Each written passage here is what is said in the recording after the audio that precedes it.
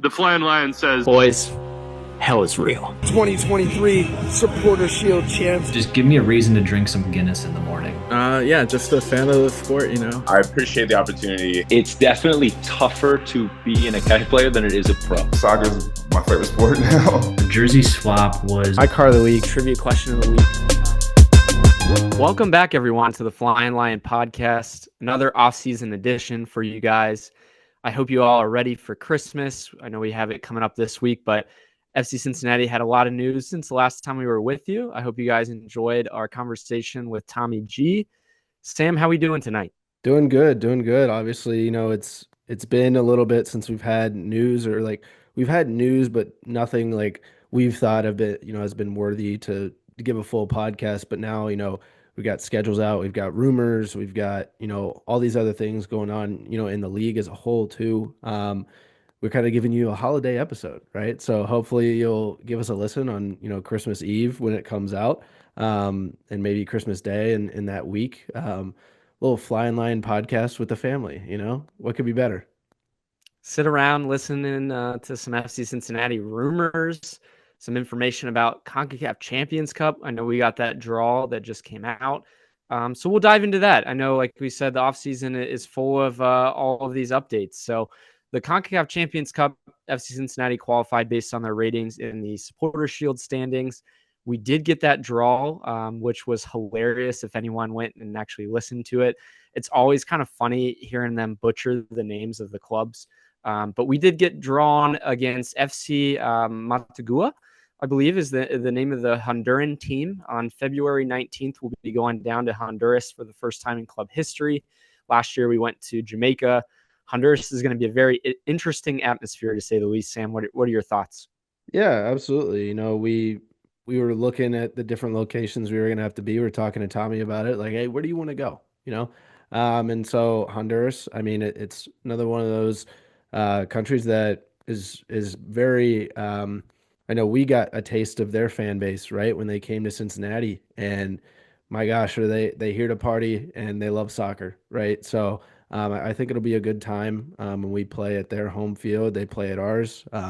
Hopefully, you know, they don't drown out TQL Stadium too much, but you know, hopefully it's a good atmosphere all around at home. But yeah, this team has made 2 Champions Cup quarterfinal appearances. However, Ryan, I made the note on Twitter there that they have never won a match against an MLS team, which I thought was really interesting.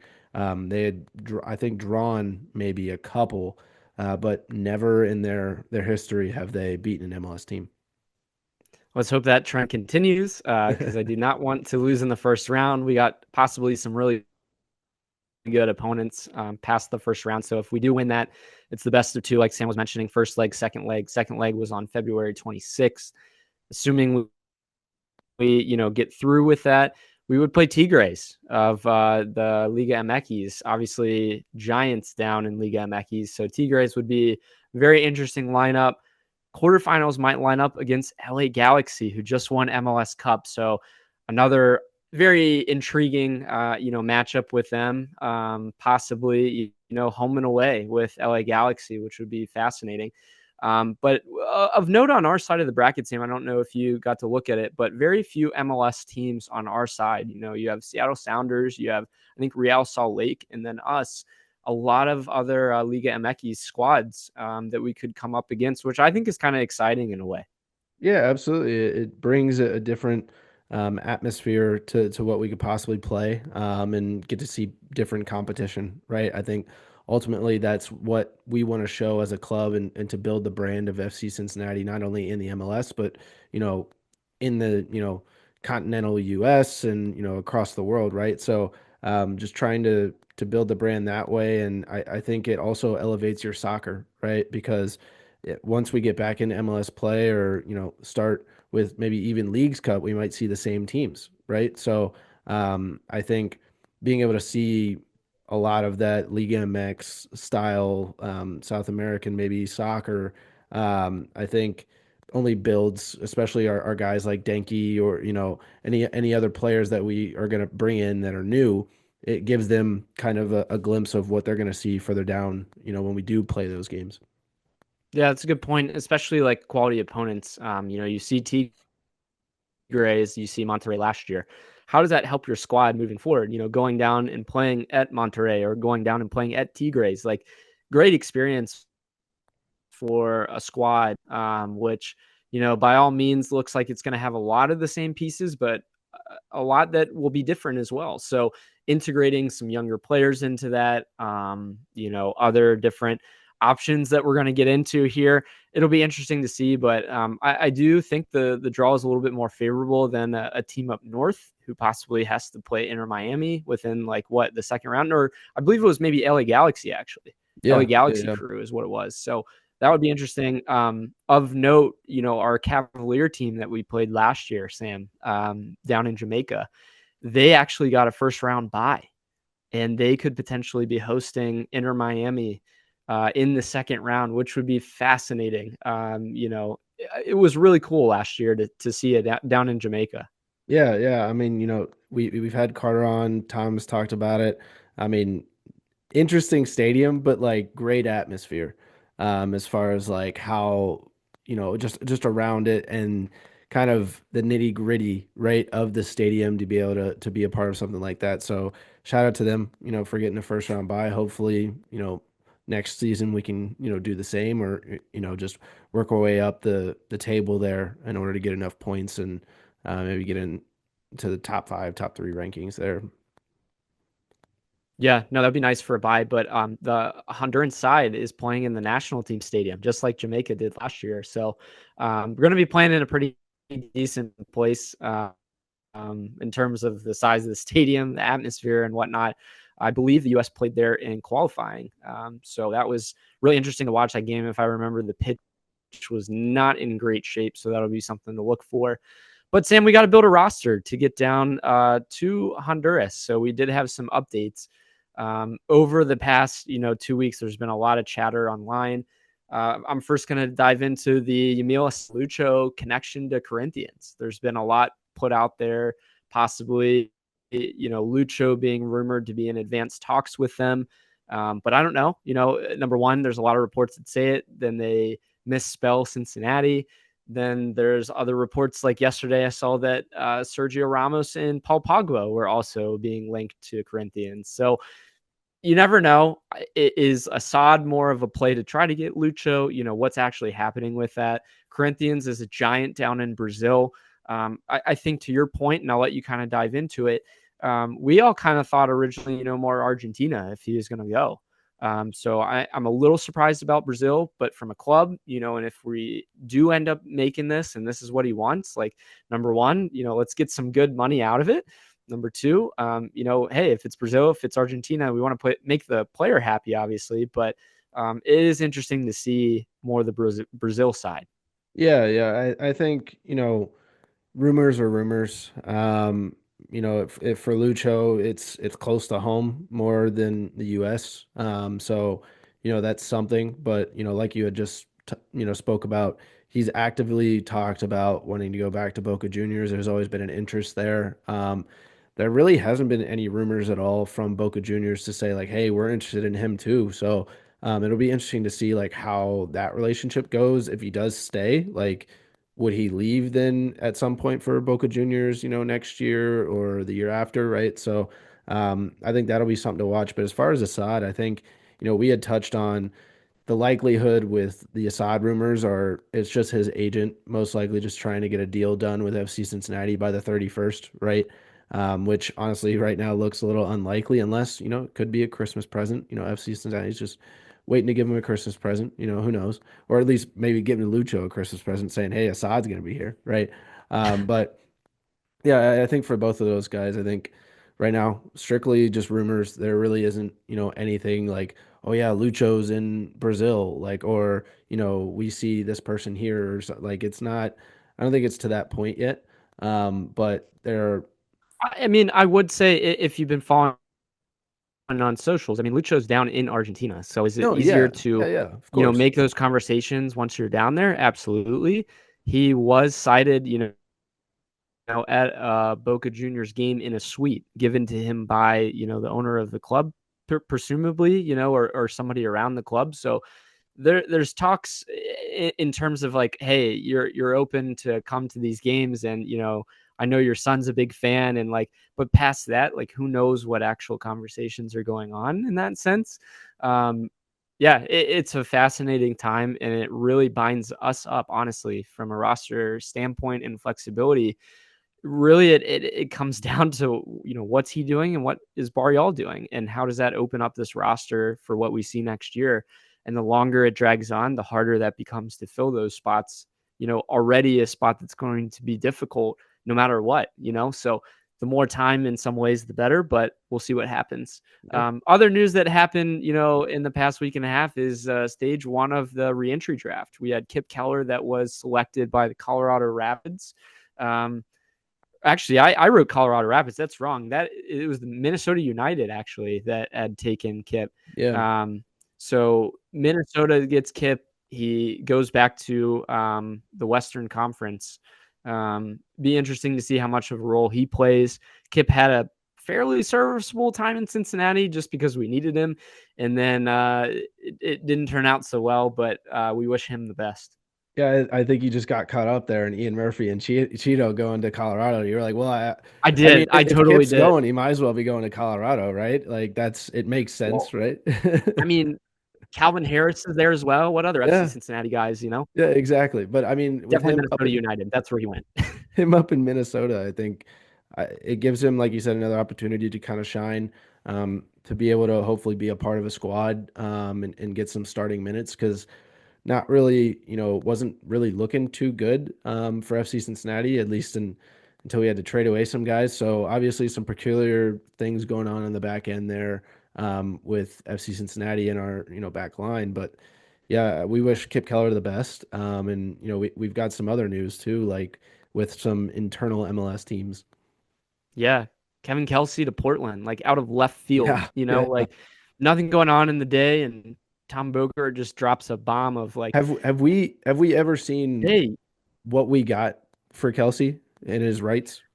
so that's the point that I don't think we've seen. I know that they had looked to acquire it, but the deal is contingent on him signing with Portland. Yeah. So if he does end up signing with Portland, then we will get that. If he doesn't, you don't get any, financial incentive for just talking to them, is my understanding. But if you have those rights to be able to purchase him, it was a weird ending for him in Cincinnati. From all reports, like we just had a misvalue, with Shakhtar, and even sounds like with Portland now. From what I was hearing, actually, on Soccer Wise, is they're looking more in the region of north of 3 million, which is something, we were looking at 3 or less.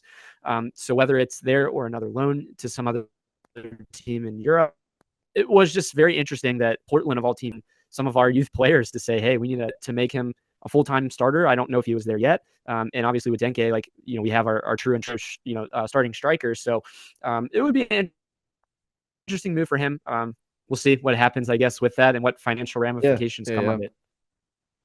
Just something that was like out of left field, because 100%. Yeah, just like another MLS team. Like, wow. Well, and now if you look back at the, we were talking about, why was he protected for this expansion draft? Well, that's why. Yeah. They wanted to have his rights protected. And maybe San Diego gets first bidding if they do, take him that way. They get that right to talk to him, and now we're kind of forcing Portland to work a financial angle to get that. So it's another like smart Albright move, playing smart behind the scenes a little bit. So past that, we did have some news about, like I mentioned, Alvaro Barreal. He did have hernia surgery. He had been dealing apparently with pain for, about 4 months now, is what he was reporting online, and to some, I believe, journalists too. Might explain a dip in his form later on in the season. His numbers weren't as great as they were in MLS with us the past year. So maybe that had something to do with it. I still think he's a great player. The big rumor that I had seen, though, was interest out of another Brazilian team. It just seems like a Brazilian offseason for MLS players. But Vitória, another bigger team in Brazil, not as big as some of the other giants down there, but obviously easier for them to keep tabs on him while he's at Cruzeiro. Player I thought eventually would either go to Argentina or try to find other seasons, abroad in Europe, honestly. But who knows, again, with him, with his status and his health, what does that look like in the transfer window or transfer market? Do teams see him as a liability? What is going to come out of this? Typically, and from what I've seen from hernia surgeries, like you treat it kind of in a way like a groin type problem. And if it's nagging, then it lasts a long time. But if you had surgery for it, like you now have the time to get it right, especially if he's not playing. So hopefully that means good things for Barreal's health coming up. Yeah, absolutely. And if he is coming back to the club, obviously we want him to be as healthy as possible, and also for the case of trying to get, the most out of him as far as money wise if he does decide to go, right? So a healthy Barreal is obviously going to be something we hope for and wish for, either way. And so him having some interest in Brazil, I think that's it. Like you said, it's just funny, right? I think feels like everybody's going either to the Rapids or Brazil, right? It's one of the two, and that's what the off season's going to be, right? But yeah, I think it was interesting too, Ryan. We didn't have any FC Cincinnati players taken in the expansion draft from San Diego, right? You had just mentioned Kevin Kelsey, us protecting him for that reason, and all of our unprotected players were not taken. Yeah, I mean, not mad about it in some ways, but at the same time, like there were some options that would be nice to have them take Yeah, off of yeah, our yeah. roster in terms of what they're doing to the space that we have, and the ability to bring new assets to the team. So, yeah, the players that San Diego did select, but yeah, I don't know. Were you able to watch any of the expansion draft? I wasn't able to watch any of it, but I was keeping close tabs on Twitter, as you usually do, watching the threads, seeing who's taken, who's not. They look like they're building a decent squad with the players that they've selected. Some of the ones in the draft though that they took, it's like head scratching No, almost in and a well, way. I feel But like that was it's the same with us, right? I mean, our first year we didn't really yeah, have yeah, stuff put into place, right? And I'm sure. sure everybody around the MLS was like, "All right," like, Well, and I guess the way that you build your roster out, do they want to have more flexibility in the international market for things? If you do bring in the Insignes or the Julian Gressels of the world, like you're gonna have to pay a pretty penny for them.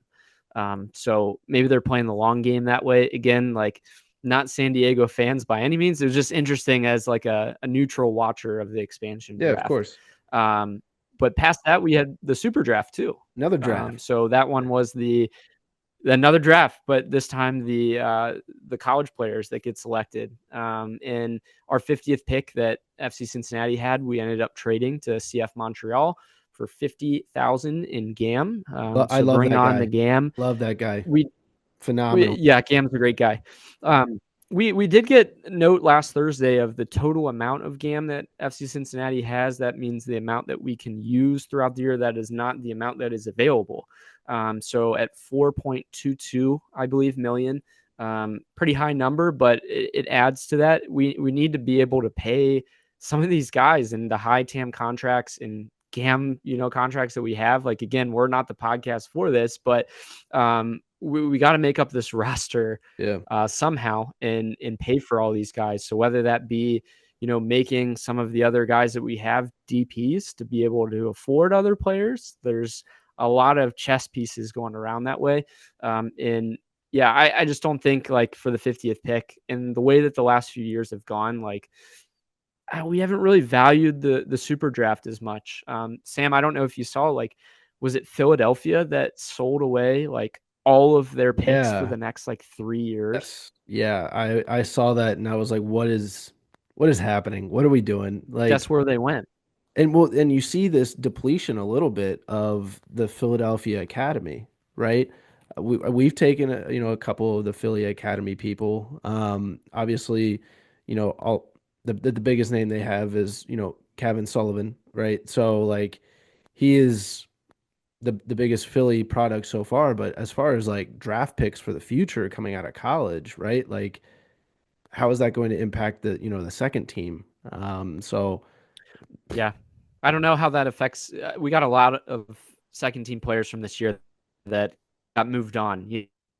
So we did end up getting the 80th pick, and we did select Ben Agui, junior midfielder from Gonzaga, 5 goals, 3 assists in 17 games to lead his team in goals and I think total points, for them. Honorable mention for his conference. But to me, that's like, okay, I don't think we're going to be seeing much of Ben the way that the last couple of years have gone. Again, like, unless you're a first round player, it seems like, or you really develop, like you're not going to be seeing significant minutes. It's just hard to look at the one year when we had Celentano, when we had Ian Murphy, and you're thinking, man, we're really going to, utilize these spots. But again, high first round picks that we're going to make a difference. More recently, it doesn't seem like that's the way that it's going in the MLS. Yeah, yeah, and clearly, if that's the case, they're looking more at who they're drafting more carefully, as far as not who can impact the first team right away, but more who can we develop better, right? Or, who Right. has the most potential in that area, rather than, like you said, trying to hit a home run and fill a spot that, we could be filled, otherwise through free agency, through another transfer, like whatever. Yeah. And speaking of transfers, like I really bring this up just because of what I had seen before we started recording was that Bobase of San Jose previously just got signed with LAFC. So I'm seeing some of these big names around the free agent market just being just plopped in different places. We had I believe another guy from San Jose who ended up with New England, I believe. There's been a lot of back and forth between those two clubs. I know there's several good names still out there, but like Jack Elliott, he goes from Philly to Chicago. A lot of the big names are dropping off this list. So what's up with the lack of inbound FC Cincinnati, either rumors or, I just want some names that we can kind of latch on to. We dropped a decent amount of players, like even if it is rotational guys, like we need depth. So it's a little concerning. Obviously, we do have a lot of time. But still, like I felt like last year we were spoiled by so many rumors and things that were like consistently coming in. Mum is the word kind of right now. I don't know. What are your thoughts on that? No, I think we were spoiled by the big signing in Denke, right? I think right out of the gate, Yeah, true. we drop a big one, and it's not necessarily like in-house in MLS, right? So I think you're seeing a lot of the MLS clubs start to figure out their roster, as far as, like you said, the GAM TAM situations and the different, DP spots, et cetera, right? I think right now what FC Cincinnati is probably doing is just moving money around, right? Like just trying to understand, okay, from like probably, I mean, you got to think of it like a draft board, right? They have a whiteboard, right? And just plopping things into different slots, going, okay, these players are still available. Can we like, do you think we can afford them? Put them in, which puts them under this slot, right? And I think it takes a lot. Well, and And what's their fit? What's their fit for what we need in this roster? I exactly, think is exactly. And to your point, like, are they still looking to just bring in FCC2 guys, right, to fill those roles? Or, I think that's always a question, like what FCC2 guys are going to get minutes. I know we've talked about Shirilla, we've talked about, some of the other guys like Ramos, right, coming in. And so I I hope that, Chris is cooking, right? We've understood yeah. this. Just don't going back to talking with Carter, talking with Tom. Like, let Chris cook. Things are bubbling underneath the surface. We like promise, right? Yeah. No, I think it's just more closed lipness maybe on the agents or, whatever it is. The inbound side has been lacking. The outbound side, like we've seen that now and we've seen the rumors for multiple. It's just like I think a lot of those pieces have to fall into place before you can start adding the inbound. Big And really, time. like I Yeah. mentioned, the Lucho situation, the Barreal situation, that's the big one for roster flexibility, which right now we kind of feel handicapped with. So we'll see what happens with that. Again, hoping for more of a quicker resolution just to understand like where do we go? What's going on from here? But speaking to like the GAM issue and understanding like roster mechanisms, like I think it was great for MLS to announce at least, where do teams stand with that. I think that is a nice transparency thing that we haven't seen in the past as much. So as again, like fans of this sport and of this league, it's great to be able to kind of see rosters, salaries, how much money is available.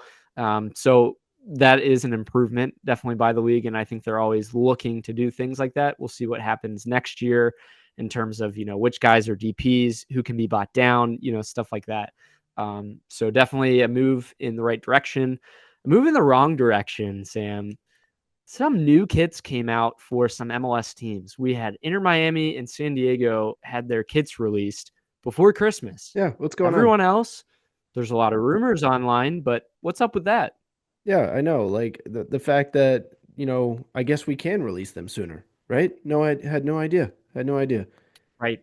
Like Miami, San Diego. I mean, San Diego's, let's be honest, very plain, very like not wow at all, if we're being completely honest. And yeah, the fact that FC Cincinnati and all these other clubs, like, can we can we release, like, we obviously we can release them sooner, like everybody else is, or not everybody else, but like we've got clubs doing it. So you're Right. just choosing, you know, from a business standpoint, Ryan, here's what I'm thinking. They don't do that because it impacts their year, right? Their year end money, Fiscal year, yeah, maybe. right? So maybe Maybe. that helps them in 2025, right? As far as like sales and all of that, they're able to account that into 2025. That's all that I'm thinking, because as far as like a big club like Miami, I think they're able to, they have a bigger market, right? They have Messi, so they're able to just sell jerseys whenever and they'll make whatever money they can off of it. That's my thoughts on it. Yeah, I see your point with that. I think, it's really just we know what we're going to get out of these teams. We know San Diego's a new squad and people are going to be wanting to buy it. Let's give them the most amount of time to do it. Yeah. We know for Miami, again, like for Christmas, it's going to be the hot thing. But why not be able to release everyone else? Like, we know it's been done for a year and a half to 2 years. Like, just let it come out. Let's just see it one time. Maybe one day they'll listen to us. We'll see. Other news came out though around the women's side. Sam, do you want to give us the news on that? Yeah. So NWSL bid to Denver. I mean, interesting choice there, but rumored to have been chosen after $100 million bid versus FC Cincinnati's $50 million bid. Very honestly just surprised by the decision, given, there was a big impact by Caitlin Clark and her involvement in FC Cincinnati's investor team, and how that kind of impacted, like, oh my gosh, like NWSL sees us adding key pieces like that in not just soccer, but, women, like just women's sports in general. And I guess, just like the MLS, just like all these other big clubs, right? Money drives, right? Money drives. Doesn't matter about the fans, fan base, anything like that. Money is the key to everything. So it was interesting. I know, in our group chat, we were talking about just the landscape of Colorado and what soccer looks like over there. And I believe it was Zach that said, the Colorado Rapids ranked 29th in MLS attendance. Like, do you really think that this NWSL team is going to work in Denver?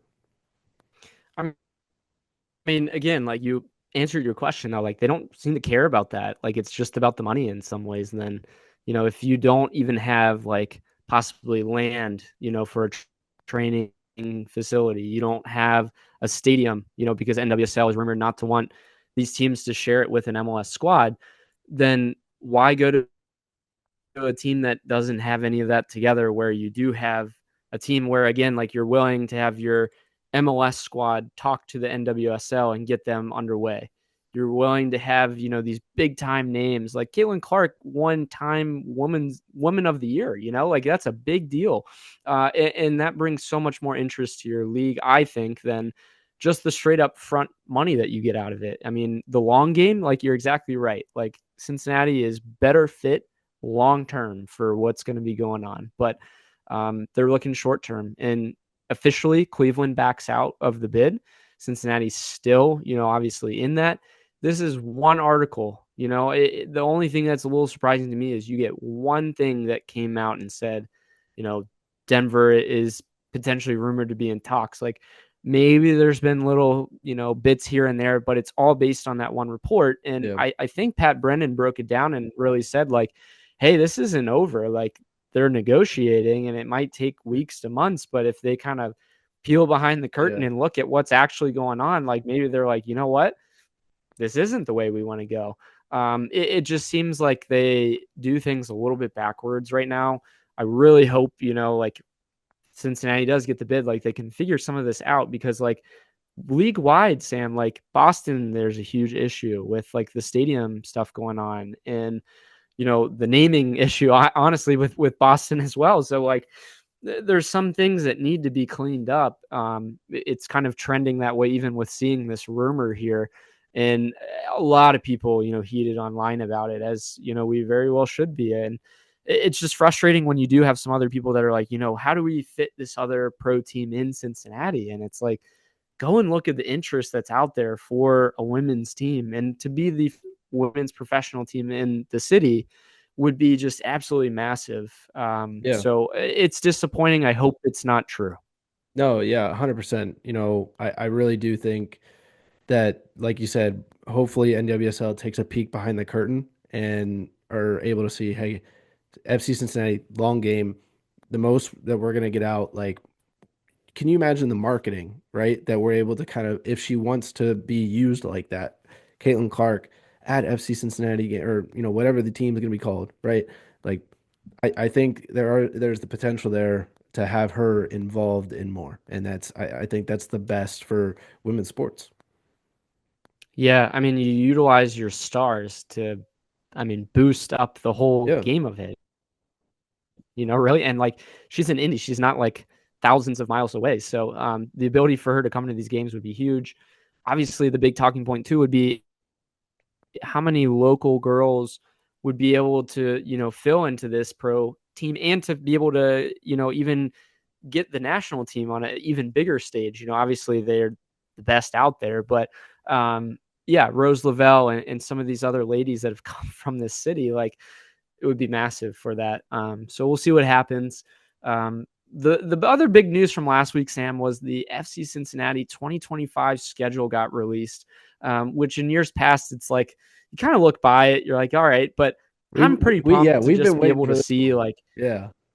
what's going on, Yeah. and where can I go visit? I took a year off from away games, but we're gonna consider going, maybe on the road again We're and not seeing going some back to cool DC places. United. Not going back to DC. Yeah. No, not going to DC. I might have to go back to St. Louis, but I'm still a little scarred from that game 2 years ago. But yeah, it was cool to see that. I liked the drop with some of the shade that they had from some of the other teams. But we had some cool game announcements. First off, February 22nd, the first home game, again, third year in a row now, I believe, that we start at home. New York Red Bulls, so the Eastern Conference champs, we're going to be playing them at home. Big game, obviously it's going to be potentially played in the snow for the first ever FC Cincinnati snow game, which would be cool. But yeah, past that, other big games that I was looking at, Hell is Real, 5-17 away. Hell is Real at home. So 7-12, so July 12th. And then 4 days later, you play Inter Miami at home. I mean, that's a Wednesday night game. That's very interesting. And then if you look at kind of the June, July trajectory of things, I kind of had to do a deep dive of this. Obviously, we're hosting Club World Cup in June. So those 3 games are going to be away. But home in July, Chicago, Columbus, Miami, and then away at RSL and away at Miami. I mean, those are all solid teams, Chicago included now with some of what Berhalter's done.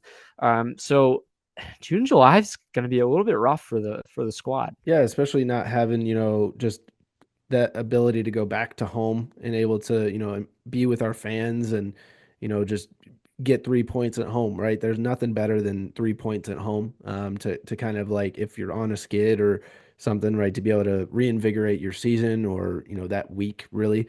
But Ryan, I'm happy to see, I know Tom was talking about it a little bit. We're going to Portland. We're going to Portland and Yeah. we're going to RSL. Like, two West Coast teams that I think like we really have never really had like a taste of stuff, right? And to Tom's point, we're not gonna get a taste of any, possible winter weather while we're over there, just given the schedule, right? When we're playing them. So no chance in that. But I think it'll be really cool to see a game in Portland. I think just them. I think the last time we played them, right, was at Nippert, if I remember correctly, right? Or have they I think you played in might be right. TQL? Yeah. Yeah. I think you're right about that. Yeah. So I think that those are the ones that stood out to me. Obviously, like you've got, just the Miamis, the Columbus, right? LA Galaxy, like you have on here, defending champs in September. So switch it up a little bit.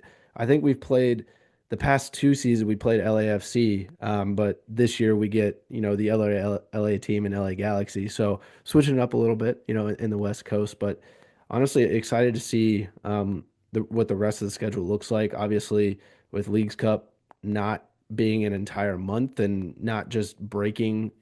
That's awesome. That's phenomenal. And they're going more to what the Premier League and all the other clubs in Europe do, which is do midweek games for something like the Champions Cup, Leagues Cup, like different things like that. I think moving towards that is best for everybody.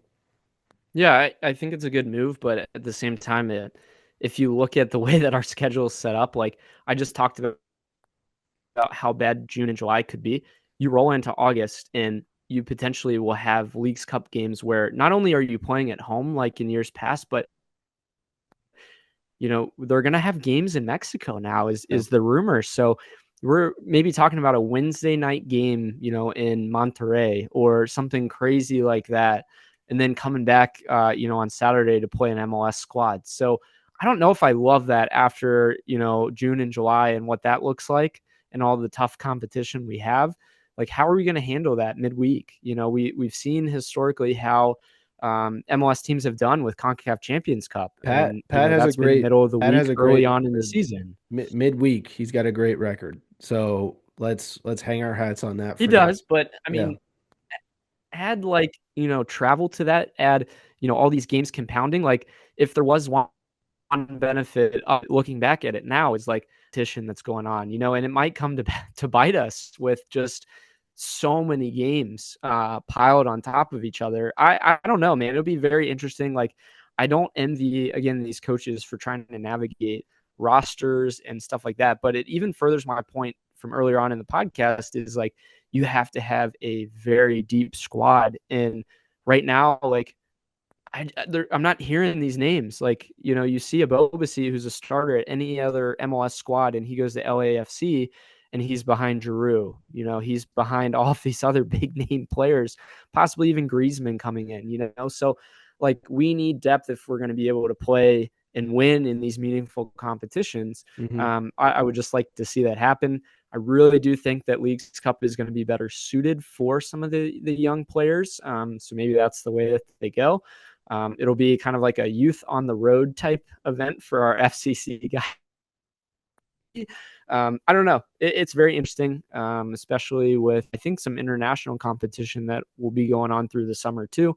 That's just a lot of soccer. Again, we love that we're seeing a lot of soccer. It's just for our team, it's hard to navigate that. Well, yeah, and we don't know the future of US Open Cup as well. So you throw that into the mix as well.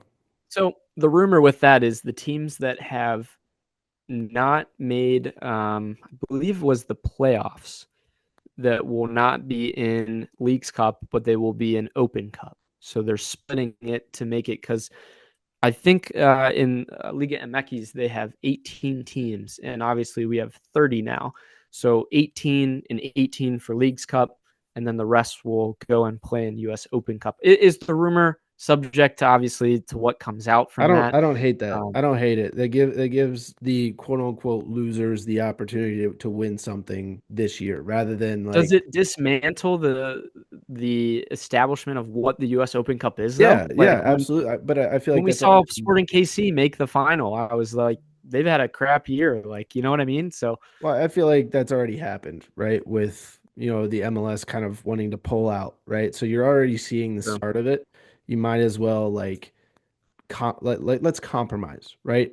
instead of Right. pulling out entirely, let's compromise so that way we can make it a good product and continue the legacy that is the US Open Cup. It's kind of a good, middle ground for it. It takes the value away from it, but like you said, it's another opportunity for a trophy.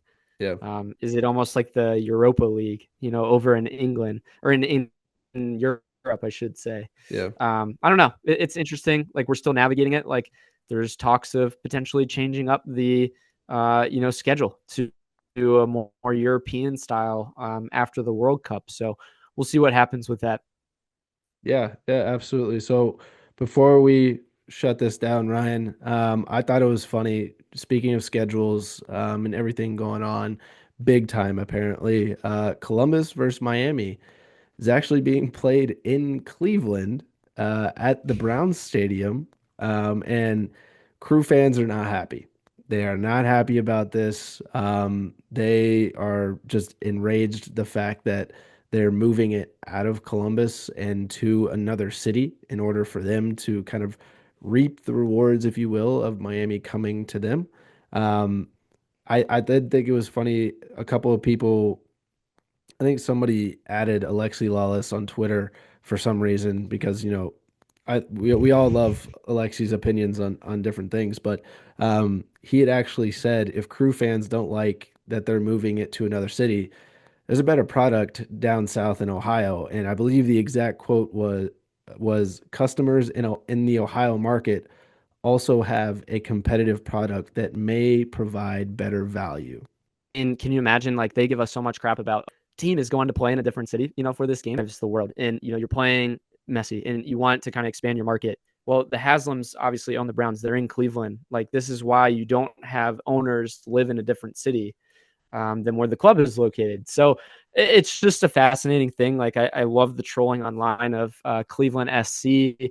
And then you see the renderings of the Browns new stadium and you see the yellow and gold, or the yellow and black, in the renderings. So pretty good to see, like, hey, is the team going to get sold out again? Like several years ago? I don't know. It's very, very funny. It's definitely funny for us. Obviously we're not dealing with this. For, Crew fans, yeah, I would be pissed too. Absolutely. Yeah, I just thought that was a little funny thing there. We'll see what happens moving forward for some of these big time games. Like, I think that's what we were worried about, for Miami in the last few years was like, hey, are we going to go play this at Paul Brown? Are we going to fall into that? But like, hey, we bring it every game. We know we're going to have people there. We're making plenty of money, in our brand. So, good for our ownership, honestly, for saying, absolutely.